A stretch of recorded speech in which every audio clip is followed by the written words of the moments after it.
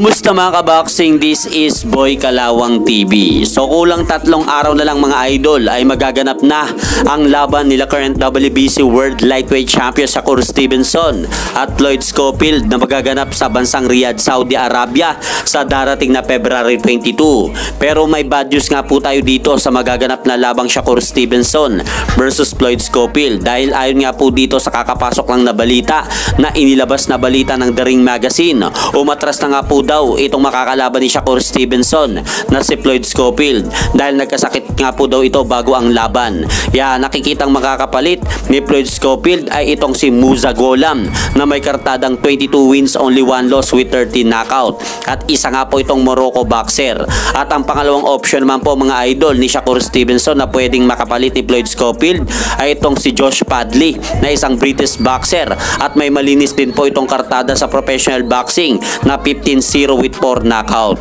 Ang masasabi po natin dito mga idol sa dalawang boksingero na pinagpipilian ni current WBC World Lightweight Champion Shakur Stevenson ay lamang na lamang pa rin po dito si Shakur Stevenson dahil nakapaganda nga po ito sa magaganap na laban nila ni Floyd Schofield kumpara dito sa dalawang boksingero na ipapalit kay Floyd Schofield dahil short notice lang po ang maibibigay kung sino man kila Josh Padley at Musa Golam ang mapipili. Pero malay po natin mga idol makakuha ng isang big upset kung sino man sa dalawa ang mapipiling labanan ni Shakur Stevenson.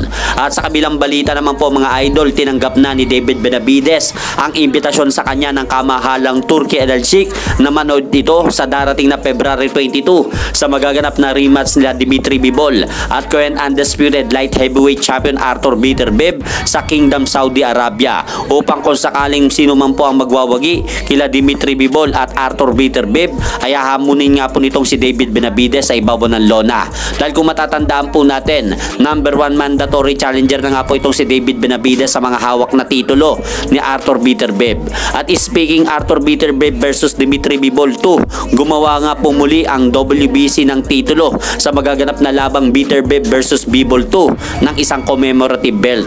At nakalagay nga po dyan sa titulo na yan ang pangalan ng dalawa.